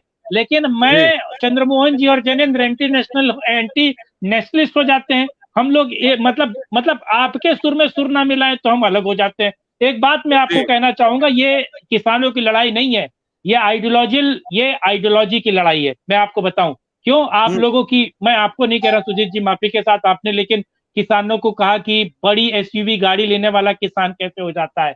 मैं आपको कहना चाहूंगा कि यही तो दिक्कत है सर। नहीं, मैं ठीक है, आपने नहीं कहा, जिसने कहा उसको मैं जवाब देना चाहूंगा। जैनेंद्र जी ने गैस कनेक्शन वालों की तुलना इन किसानों से की, तब मैंने कहा कि इनकी तुलना आप कैसे कर सकते हैं। ठीक है, उज्ज्वला के जो बेनिफिशियरी है, मैंने वो किसी दूसरे परिपेक्ष में कहा था, लेकिन मैं आपको बता देता हूं कि जो आपने गाड़ी की बात की, तो एक किसान संगठन जो मेरी सुन लीजिए यार, पहले राकेश मेरी बात सुनो। ने अपनी मांग मेरी बात रखी सुनो कि अगर आपको लगता है तो 10 एकड़ या 9 एकड़ या 8 एकड़ से कम वाले का ले लीजिए, लेकिन एमएसपी को जारी रखिए, कानून बनाइए। एक किसान संगठन ने ये बात तक कही थी कि अगर जो बड़े किसान हैं आप उनको एमएसपी मत दीजिए बेशक, ठीक है, लेकिन आप एक फिक्स कर दीजिए कि 5 एकड़ 2 एकड़ या 10 एकड़ तक के किसान को एमएसपी दिया जाएगा। इसका कानून मिलने वाली, मैं अपनी बात पूरी खत्म कर दूं। ये मिलने वाली सारी, सबके पास हजारों एकड़ की जमीन है। ये छोटे किसान है ही नहीं जो आए हुए हैं यहाँ पर। सुन तो लीजिए, दिक्कत तो इसी बात की है कि इनके पास जमीन है। इनके पास जमीन कैसे? सेट कर रहे हैं कि जैनेंद्र सुनिए, परसेप्शन अभी मैं बताता हूँ। 50,000 किसान नहीं है, मैंने कहा नहीं, सुनिए ना, अमीर किसान है। क्या है सुजीत जी? अमीर किसान है, दिक्कत तो यही है। एक मिनट, तो अमीर तो अच्छी बात है ना, अमीर किसान गरीब की लड़ाई लड़ने आया है। मुझे बोलने दो, एक मिनट बोलने दीजिए। ये लड़ाई, सब्सिडी की क्या आवश्यकता है? सुन तो लीजिए, मैं समझा रहा हूँ। अमीर आदमी को सब्सिडी की आवश्यकता नहीं है, ये टाटा बिरला और अंबानी से पूछना चाहिए, फिर मैं आता हूँ। लेकिन सुजीत जी मुझे एक बार बताइए, ये लड़ाई परसेप्शन की है, ये लड़ाई परसेप्शन की है। क्यों? क्योंकि लोगों की आंखों में चुभ रहा है, क्योंकि लोगों की आंखों में बना हुआ है किसान का मतलब है वो फटे पुराने कपड़े पहना रहे, गरीब हो, बिल्कुल पतला हो और ऐसे उसका हाथ हो और सूरज चमक रहा और उसके यहाँ पर पसीना हो और वो भूखहाली और कमजोरी की हालत। ये आप लोगों की परसेप्शन है और आप लोग ये पचा नहीं पा रहे कि किसान के पास गाड़ी है, 2 व्हीलर है, 4 व्हीलर है। यही दिक्कत है। 1000 एकड़ जमीन, फिर भी 1000 भीख एकड़ नहीं जमीन, मांग रहे। 1000 एकड़ बीच जमीन नहीं मांग रहे, केवल नहीं वो कोई सुजीत जी, सब्सिडी भी नहीं मांग रहे, 1000 वो एकड़ केवल ये जमीन कह रहे अगर हैं कि किसी एमएसपी किसान के निश्चित पास किया है जाए, जो वो तो अमीर आपके उगा रहे गुर्दों हैं में उसका क्यों दर्द हो सरकार रहा कर अमीर दे। है लेकिन भिखमंगा ये है। राकेश सिंह परमार के गुर्दों में क्यों दर्द होगा अगर किसी के पास 100 बीघा हाँ। जमीन है तो? राकेश परमार अब मैं अपनी बोलना जमीन शुरू को करूं? लेकर खुश रहे ना। हाँ जी और मैं बोलना शुरू करूं? अब मैं बोलना शुरू हाँ, करूं? बोलिए बोलिए, बोलिए, बोलिए, शंख बजाया बोलिए। जाएगा आपके बोलने से पहले। कहीं बोलिए। पर किसी ने नहीं कहा कि किसान का मतलब फटेहाल वाला आदमी ही हो, हाँ, लेकिन ये आप तो लोगों कहा के दिमाग जाएगा ना में कि यही है भाई ना। अगर कोई चीज मुफ्त में दी जाती है तो पहला अधिकार उस गरीब किसान को हो जो 2 बीघा 3 बीघा 5 बीघा की खेती करता हो, वो ना हड़प ले जो 500 बीघा की खेती करता हो। हमारे यहाँ जो भी अनुदान सरकारी होती है, चाहे वो आरक्षण के रूप में हो, सब्सिडी के रूप में हो, उसके बड़े लोग हड़प लेते हैं, चाहे बड़े उद्योगपति हो, बड़े किसान हो, बड़े धन्ना सेठ हो। ये बात का तो फर्क पड़ना ही चाहिए, इस बात पर तो चर्चा होना ही चाहिए कि अगर हमारे देश में कोई ऐसा किसान है जो वाकई फटेहाल है, जिसके तन पर कमीज नहीं है, 30 पगार न जगह तन में प्रभु अपन नाम बताओ सुदामा, तो पहला अधिकार उसको होना चाहिए, ना कि बीएमडब्ल्यू वाले का होना चाहिए। मेरा ये मानना है। अब मैं आता हूँ, वो भाई साहब मेरा नाम लेकर के चले गए कि मैं सिर्फ उनको आतंकवादी कर रहा हूँ, ये करो। देखिए, उन्होंने एक शब्द कहा, उसको मैं रिस्पॉन्ड करना चाहता था कि सरकार उनको गिरफ्तार क्यों नहीं करती। कुमार श्रीकांत साहब ने कहा जो खालिस्तान का झंडा लिया है, उस आंदोलन वाले लोगों को साजिश ही यही है कि सरकार इनमें से 2 4 5 लोगों को भी गिरफ्तार करे और ये मामला बवाल में जाए। अपनी कायरता और अपनी शिथिलता को छुपाने के लिए सरकार का नहीं, आप सरकार की भाषा क्यों बोलते हैं राकेश जी? मेरा आपसे सवाल है, सरकार की भाषा क्यों बोलते हैं? आपकी गाड़ी में सरकार डलवाती है क्या? गवर्नमेंट ऑफ इंडिया डलवाती है क्या? हमारे बीच सेफ बंगाल के तापस पाल भी जुड़े हैं। तापस जी, चंद्रमोहन जी, आपके पास भी वापस आऊंगा फिर। आपने बहुत अच्छे तर्क रखे शुरुआत में। तापस जी, श्रीकांत जी का कहना है कि किसान को अमीर भी होना चाहिए और साथ ही साथ मुफ्त खोर भी होना चाहिए, बताइए। देखिए, ये आंदोलन पूरी तरीके से स्पॉन्सर्ड है, वो दिख रहा है। अगर आप पैटर्न मैच करिए तो फारूक अब्दुल्ला चीन का हेल्प लेते हैं, शाहीन बाग के लोग पाकिस्तान की बातें करते हैं और नॉर्थ ईस्ट को कट करने की बात करते हैं शर्जिल इमाम, और वही चीजें यहाँ भी दिख रही है। तो आप इसको घरेलू मुद्दा या गरीब किसान के हक और इसको ऐसे नहीं देख सकते हैं, नंबर 1। नंबर 2, जो कि आप कह रहे हैं कि गरीब किसान और अमीर किसानों को गरीब किसानों को जाके हेल्प करना चाहिए, वो उल्टा चले आते हैं गवर्नमेंट के पास पैसा मांगने के लिए। मैं कह रहा हूँ पंजाब आपको पता है यूपी बिहार के कितने लोगों को रोजगार देता है? नहीं, श्रीकांत जी खेती बाड़ी में आपको पता भी है कुछ? मेरी बात हो जाने दीजिए, ठीक है। आप बहुत ज्यादा सिस्टम से नाराज है, मैं समझ रहा हूँ। मैं कह रहा हूँ, आप सुरजिदा पत्रकार है और श्रीकांत जी पत्रकार है, आप लोग एक दूसरे को बंद हो गया क्या? Hello, am I audible? Yes, continue. Okay, तो मैं ये कह रहा हूँ कि Surajita, you are journalist and Shrikant ji is also journalist, mutually you are helping each other, right? लेकिन ये चीज किसानों के केस में नहीं देखा जाता है। मैं कह रहा हूँ, पंजाब का किसान अगर 10 एकड़ की जमीन रखा है या 200 बीघा खेत रखा है और करोड़पति है, उसके पास फॉर्च्यूनर है, तो उसे बिहार के किसानों को जाके मदद करनी चाहिए कि नहीं, कि बेटा देखो मैंने इस तरीके से पैसा बनाया है, you have to do in this way. तुम सरकार के भरोसे बैठे रहोगे तो मतलब कब तक तुम्हें सरकार आएगी और हेल्प करेगी? वो ना करके विरोधी आंदोलनों में शामिल हो जाते हैं। देखिए, मैं फॉर्च्यूनर से गोबर लेके जाता हूँ, मैं फॉर्च्यूनर में ये करते हूँ, सुन लीजिए, आपका जवाब दे रहे हैं, हेल्प करने की क्षमता। हर एक चीज में आप ये कह देंगे कि देश तोड़ दो, बिल वापस ले लो, सरकार हमारे घुटनों में आ जाएगी, इसका क्या कोई मतलब है क्या? सर, एक तो टाइम पीरियड डिसाइड करा करो, एक बोलने वाले को टाइम पीरियड दिया करो। चंद्रमोहन जी जवाब दे रहे हैं। हाँ, चंद्रमोहन जी बोलिए। एक तो सुजीत जी, जिसको बोले उसको टाइम पीरियड दीजिए कि इतने टाइम तक बोले, क्योंकि तर्क के साथ तर्क का जवाब आना चाहिए। देखिए, मैं छोटे से जवाब देता हूँ, पहले परमार भाई का भी और इनका भी जवाब देता हूँ। आप मुझे बताइए कि वो किसान अमीर है गरीब है? मैं एग्री करता हूँ कि वो अमीर है, लेकिन अगर वो अमीर और इतनी सर्दी के अंदर खुले आसमान के अंदर इतने टेम्परेचर के अंदर बैठा है तो सलूट करता हूं मैं उस देश के किसान को कि वो आवाज उठा रहा है उस गरीबों की, और आज चर्चा कर रहे हैं हमारे वैसे बहुत सारे लोग बैठा है ना। अब दूसरी बात, मुझे बात करने दीजिए। अरे आगे आपकी बात चाहिए था कि खालिस्तान आजाद करो और ये करो। देखिए एक मिनट सुन लीजिएगा, आप सुन के जवाब देंगे तो मजा आएगा आपको। मैं आवाज डिबेट सुनता हूँ, सुन के जवाब देता हूँ, मैं बीच में नहीं बोलता, इंटरप्ट नहीं करता हूँ। देखिए आज विषय क्या है, विषय इस बात का आया कि आपने देश के किसान को, आपने, हम सब ने, मैं आपने को कहता हूँ, एक प्रश्न चिन्ह कर दिया, उसमें प्रश्न मार्क कर दिया, प्रश्न मार्क के अंदर उसको डिवाइड कर दिया गरीब और अमीर के अंदर। तो जो देश 2014 के अंदर जो सरकार आई थी वो किस विषय में चुन के आई थी, आप मुझे जवाब दीजिए। उसने 70 साल के काम को नकार के आने वाले टाइम के अंदर बदलाव की बात लेके आई थी। तो आज बदलाव यह है कि देश का किसान सड़कों पे आ गया, देश का बेरोजगार सड़कों के ऊपर आ गया, देश की बहु बहनों की इज्जत मेरे बोलने के बाद किसान के लिए क्या किया आप ये बताइए। तपोश बोलने दो, चंद्रमोहन को बोलने दो। तपोश आवाज मत रोकिए किसी की। धरना प्रदर्शन वैलिड है, धरना प्रदर्शन दिया। सर ऐसा है, आप टीवी डिबेट में जिस दिन ओपन में आएंगे वहां आपके मेरी तर्क में और ऊंची आवाज में बात होगी, अच्छी लगेगी, यहाँ समझ नहीं आएगी। आप मेरे बात को खत्म होने के बाद जवाब देंगे तो मैं सर माथे सुनूंगा आपकी बात को। देखिए विषय क्या है, विषय एक चीज को सही और गलत का है। मेरी नजर में वो सही है, आपकी नजर में गलत है, तो उसकी लड़ाई थोड़ा लड़ रहे हैं हम, तो मुद्दे की लड़ाई लड़ रहे हैं। शहीद भगत सिंह ने पार्लियामेंट के अंदर बम फेंका, बम फेंकने के बाद वहां खड़े रहे। उस समय के बहुत सारे अर्थशास्त्री, बहुत सारे दार्शनिक उनको गलत कह रहे थे, लेकिन उनकी एक सोच थी। तो उसके बाद भी ब्रिटिश हुकूमत ने उसको क्या बोला, टेररिस्ट बोला, लेकिन उन्होंने अपने आप को आंदोलनकारी साबित करने के लिए वहां खड़े रहे। तो ये तो वाद विवाद चलता आ रहा है, ये तो राम जी के टाइम पे भी आया, जब सीता जी को वो ले आए और एक ने एक कहा कि सीता ठीक नहीं, तो राम जी को देना पड़ा। ये आपकी और मेरी विरासत में है, कान बड़े कच्चे हैं, जल्दी सुन लेते हैं, लेकिन आंखें फिर भी सच देखती हैं। अगर हम सच देख के मन की और बात दिमाग के साथ इस्तेमाल करना बंद कर दें तो सच्चाई दिखेगी। देखिए सच्चाई नैरेटिव की नहीं है, सरकार की लड़ाई की नहीं है, सरकार की लड़ाई के उन मुद्दों की है जिस मुद्दों पे किसान आज सड़कों पे उतरा है। तो उस मुद्दों पे अगर 3 काले कानून किसान पसंद नहीं कर रहा तो सरकार ने बहुत सारे यू टर्न लिए हैं। किसान बिठा के प्रतिनिधिमंडलों के साथ बात करे और इस यू टर्न ले ले, एक नया आदेश बना ले।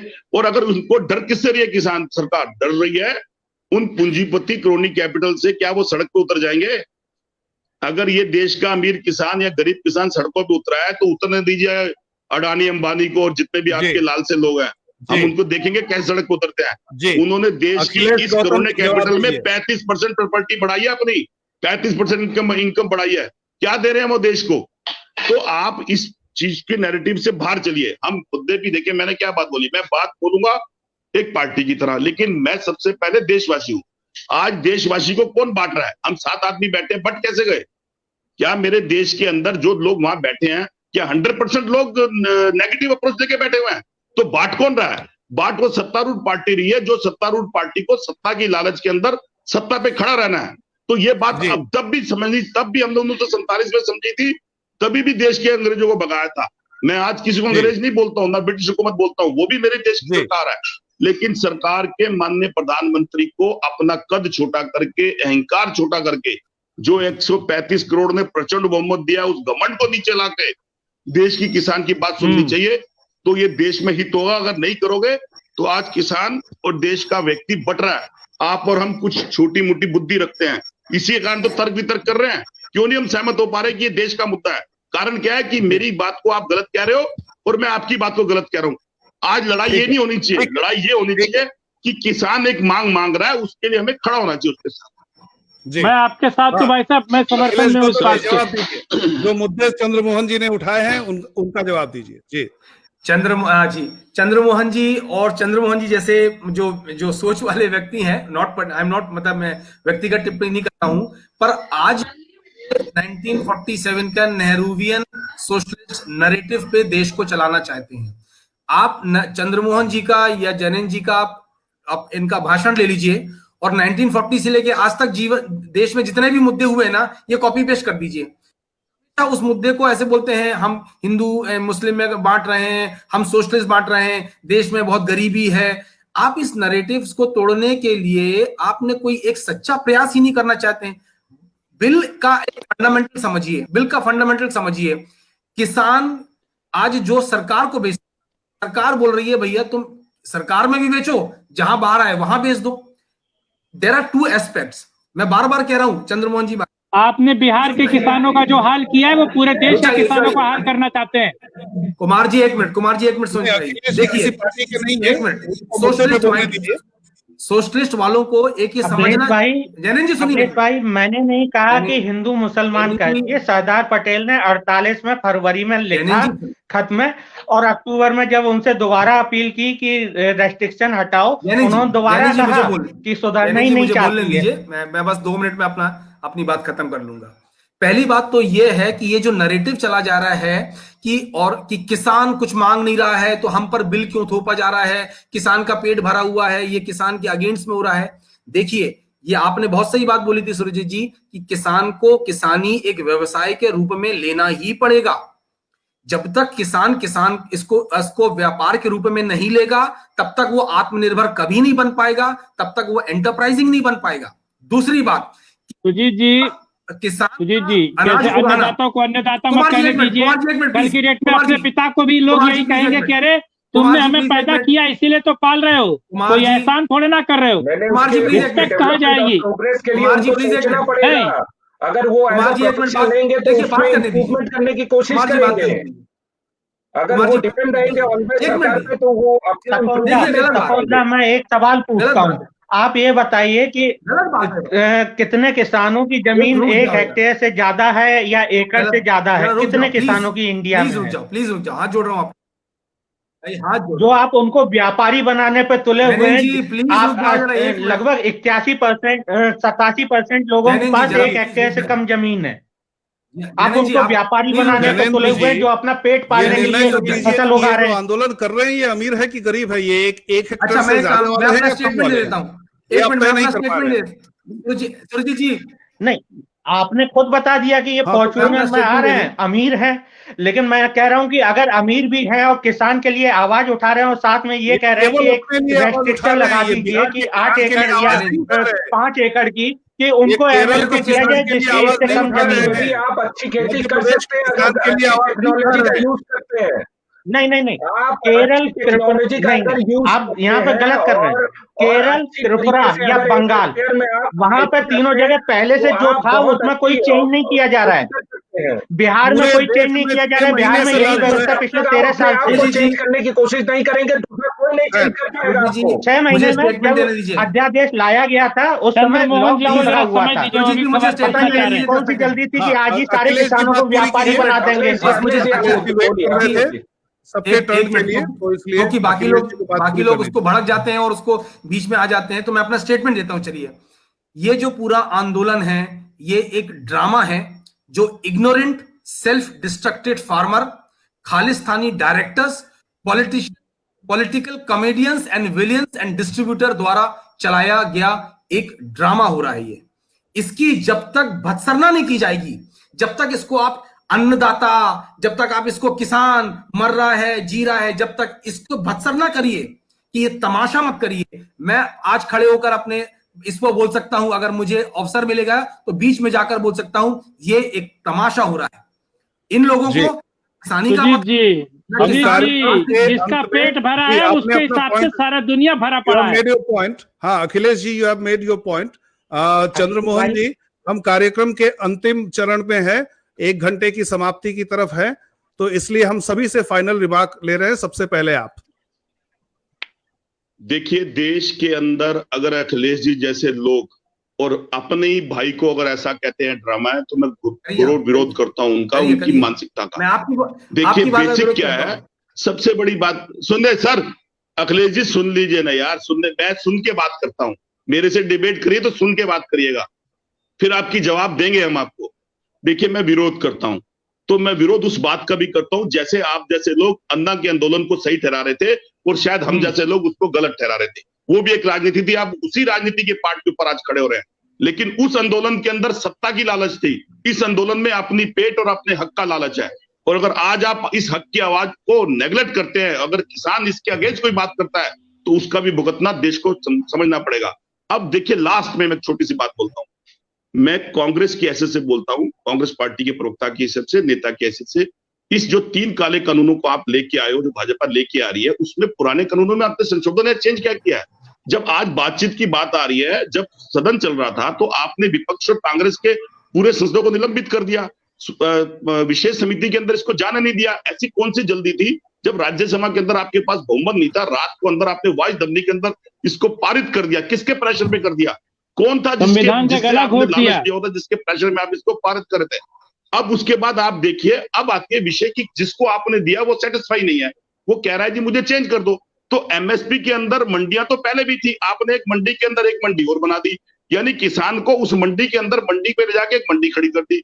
किसान पहले भी इस माल को किसी भी स्टेट पे जाके बेच सकता था, जिसके अंदर आप ही के जो मुख्यमंत्री हरियाणा के और मध्य प्रदेश से कह रहे हैं अगर आएंगे तो बंद कर देंगे, ट्राली भी बंद पकड़ देंगे और जेल में भेज देंगे।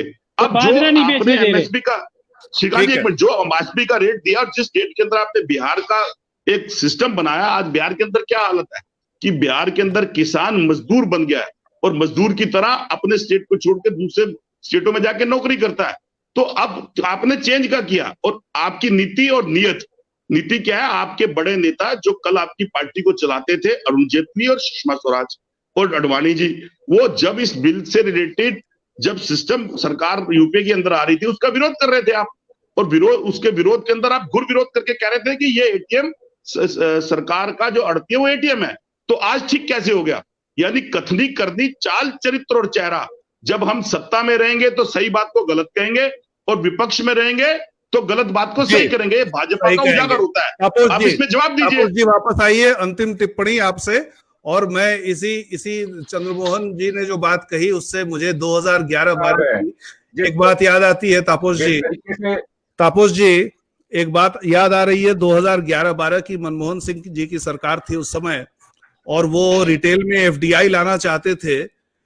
उसमें उसके पीछे भी आइडिया थोड़ा बहुत यही था कि किसान जहां चाहे बेच सके, चाहे वॉलमार्ट को बेचे, चाहे कारफूर को बेचे, चाहे टेस्को को बेचे। और विरोध किया था इन लोगों ने। लेकिन आप जिस पार्टी का विरोध किया करते हैं, चाहे विजेंद्र गुप्ता हो, यहाँ दिल्ली यूनिट के प्रेसिडेंट जो बीजेपी के हैं वो हो, या फिर डॉक्टर हर्षवर्धन आजकल जो हेल्थ मिनिस्टर है, ये सब धरने पे बैठ गए थे कि हम एफडीआई नहीं लाने देंगे रिटेल में। आनंद शर्मा ने लाख समझाया, मनीष तिवारी ने लाख समझाया, आप लोग समझे नहीं। तो वो एक विधा से लाना चाहते थे फ्रीडम, ये दूसरे विधा से ला रहे हैं। लेकिन आप तब विपक्ष में थे तो समर्थन नहीं कर रहे थे। आज आप पक्ष में हैं, आप सत्ता पक्ष में हैं, तो कह रहे कि नहीं बहुत की है। क्या चर्चा एफडीआई की है? एफडीआई से आप किसान आंदोलन को जोड़ दे रहे हैं। देखिए, चाल, चेहरा, फार्मर्स की आजादी, किसानों की आजादी, ये मुद्दा, चाहे एफडीआई से आजादी मिले या वो खुद जाके बेचे किसी भी बाजार में। जी ठीक है। और कांग्रेस जो अभी चंद्रमोहन जी बता रहे थे कि ये इतने ढेर सारे प्रॉब्लम है और किसानों को जिसके लिए दिया गया वो नहीं ले रहे हैं। मैं ये कह रहा हूं कि जो एग्जिस्टिंग व्यवस्था है वो तो बरकरार रखी गई है ना, उसको तो हटाई नहीं गई है। तो आप एग्जिस्टिंग व्यवस्था को वो करिए। इसका मतलब ये है कि जो नई व्यवस्था से जिन लोगों को फायदा है उनसे इनको दिक्कत हो रही है। पुरानी व्यवस्था तो रखी गई है, पुरानी व्यवस्था के हिसाब से आप अपना फसल बेचिए, लेकिन नई व्यवस्था से जिनको फायदा है उनको फायदा ना पहुंचे, ये इनकी दिक्कत है। और ये चाल, चेहरा, चरित्र ये कांग्रेस का दिखता है उसमें। और अगर इतना ही बड़ा परिवर्तन ये कर सकते थे तो कर देते। आपका जवाब दे रहे हैं। तपस्दा को बस इतना बताना चाहता हूँ, तपस्दा आपने किसानों की बेहतरी के लिए ही किसान फसल बीमा योजना लाई थी। उससे किसान को नहीं मिलता है, किसान को बहुत भागदौड़ करनी पड़ती है, इधर उधर भागना पड़ता है। उससे जो मिल रहा है लगभग 20,000 करोड़ रुपया अभी तक कंपनियों ने उठा लिया है, बीमा कंपनियों ने, उनको फायदा पहुंच रहा है, किसी किसान को फायदा नहीं पहुंच रहा है। अगर 100 किसानों का फसल बर्बाद होती है तो केवल 10 ही किसानों को फायदा पहुंच रहा है। व्यवस्था हटाई गई है, नहीं हटाई गई है तो इन किसानों को क्या दिक्कत है? इसका मतलब इस बात से दिक्कत है कि इसमें नए आदमी जो नई व्यवस्था से फायदा है। Akhilesh ji final remarks. Akhilesh ji final remarks. आपने मुझसे तो पूछा नहीं सुजीत जी, नाराज हो गए आप लेफ्ट में है ना, आप लेफ्ट में है, तो जैनेन्द्र जी के बाद मैं फिर से राइट को चांस दे रहा हूं, फिर लेफ्ट में आऊंगा। अच्छा, आप भी राइट लेफ्ट? नहीं, मेरा फाइनल रिमार्क वही है जो तपस जी ने बोल दिया है कि बेसिकली देखिए आप इसमें मेरा एक बेसिक बेसलाइन क्या है? बेसलाइन ये है कि कपास उगाने से आप शर्ट नहीं बना सकते। कपास से लेके शर्ट तक का एक बहुत लंबा आर्थिक तंत्र होता है। तो आप अगर किसान हैं और आपको ये आजादी दी जा रही है कि भाई आप सरकारी मंडी पर बेचिए या आप कहीं और बेचिए, तो इससे आपका हक कहां छिन रहा है? कौन सा हक छिन रहा है? ओके, दूसरी बात यह है, जो लोग ये भ्रम फैला रहे हैं कि सरकारी एमएसपी बंद हो जाएगी, भाई भारत सरकार अभी अगले 20-25 साल तक चाहेगी भी तो एमएसपी बंद नहीं कर सकती। हिम्मत नहीं है, उसका एक पीडीएस सिस्टम है। भारत के किसी सरकार में एमएसपी खत्म करने की हिम्मत नहीं है। दूसरी और नहीं, इसका वो सवाल ही नहीं उठता है। इसलिए इसका सबसे बड़ा मूल क्या होगा कि मान लीजिए कि सरकार ने एमएसपी 1900 करी, बाहर से जो प्राइवेट पार्टी से उसको 2100 मिल रहा है, तो सरकार बाध्य हो जाएगी कि अपना एमएसपी को आगे बढ़ाए। वो आप कंपटीशन तक नहीं लाएंगे तब तक आप समझिए इससे किसान को घाटा कहां से हो रहा है। तो कंपटीशन और आजादी है कि किसानों को यह बताना है कि कुमार श्रीकांत जी जवाब दीजिए। ठीक है, देखिए कंपटीशन और आजादी नहीं है, ये बंधुआ मजदूर बनाने की एक सतत प्रक्रिया है। ये लड़ाई सर्वहारा वर्ग की है और ये लड़ाई पूंजीपतियों की है। मैं आपको बताऊं, किसानों की आजादी और किसानों की किसानी और अनाज और उनका फ्रीडम जो है, उनकी आजादी, ये लड़ाई आजादी की है। मैं कहता हूं ये किसानों की आजादी की लड़ाई है। और आप सारी आजादी गिरवी रखना चाहते हैं और ले जाके चरणों में रखना चाहते हैं अडानी अंबानी के परिवार को, ये उनके पैरों में। ये सबसे बड़ा सवाल है। आज हम नहीं जागे, आज भारत का आम आदमी नहीं जागा और साथ नहीं आया। अरे अखिलेश जी हाथ जोड़ रहे हैं। अखिलेश जी नहीं, सेंटर टू राइट वाले इतने भी राइट ना सोचे। नहीं, एक बात सुन लीजिए, आपका जो दिल होता है ना, दिल वो राइट में नहीं होता है, ये आपको पता होगा कि किधर होता है। प्लीज भाई साहब, हम दिल से सोचते हैं, इसीलिए प्रगतिशील है हम लोग, इसीलिए हम प्रगतिशील है, हम देश के बारे में सोचते हैं। आप लोगों की तरह एक परिवार, एक पार्टी के बारे में नहीं सोचते। अंतिम शब्द, लास्ट वर्ड। लाल सलाम। हाँ, राकेश सिंह परमार जी, हाँ ठीक है, अनम्यूट कर दिया आपको। अभी हुआ नहीं उनका अनम्यूट। अच्छा, अनम्यूट नहीं हो रहा है, क्यों? वो आप करिए, वो खुद करेंगे तभी होगा। वो आपने खुद को म्यूट कर रखा है राकेश जी। हाँ, देखिए, जिस मुद्दे पर था मैं उसी मुद्दे पर आऊंगा। आज का मुद्दा था कि क्या हमारे अपने ही नागरिकों को ये अधिकार है, ये उचित है कि हम बोरिस जॉनसन को ये कहें कि तुम मत आओ इस आंदोलन में, मेरा मदद करो। ये बीच वाली किसी बवालबाजी पर मेरा अंतिम बात नहीं होगा। अंतिम बात होगा कि किसानों के किसी मांग का मैं समर्थन करूं नहीं, मैं जरूर समर्थन करूंगा अगर उनका कोई नाजायज मांग है, क्योंकि हमने कैसे कैसों को जायज नाजायज मांगा है, तो वो किसान है, हम उनका क्यों न माने। हम किसान के किसी भी मांग का समर्थन करते हैं, लेकिन किसान के आड़ में जो शैतान वहां बैठे हैं, हम उनको शैतान ही कहेंगे। अगर कोई खालिस्तान जिंदाबाद कर रहा है, कोई देशद्रोहियों की पोस्टर लगाकर उनको रिहाई की मांग कर रहा है, कोई रिलायंस के शोरूम पर जाकर के आक्रमण बोल रहा है, कोई कह रहा है कि जियो का फोन का बाइकाट करो, वो शैतान है, किसान नहीं है। किसान के खाल में, भेड़िया के पेट में क्यों दर्द हो रहा है? जियो का आपके पेट में क्यों दर्द हो रहा है, मुझे बताइए ना। मतलब एक किसान आंदोलन और जियो शोरूम से क्या मतलब है? जियो को मतलब कुछ है जो देश विरोधी गतिविधियों द्वारा संचालित होगा। फंडिंग बंद हो जाएगी अगर उनका बहिष्कार किया। अडानी और अंबानी के खिलाफ बयानबाजी करके राजनीति में आए हुए अरविंद केजरीवाल ने सरकार बनाते ही 371 करोड़ की सब्सिडी जो अनिल अंबानी को मिलनी थी रिलीज कर दी थी। खैर, तो अडानी अंबानी वो तो बीजेपी की बी टीम है, अरविंद केजरीवाल बीजेपी की बी टीम है, उसके बारे में क्या आप बोल रहे हैं भाई साहब? जी, और अनिल अंबानी के रिलायंस डिफेंस पे, जिसपे बहुत हंगामा हुआ था कि राफेल के साथ उन्होंने डील कर ली है, उनके साथ बहुत लंबा डील कांग्रेस का भी रहा है रिलायंस डिफेंस के साथ। बीजेपी ने दिया ना डील।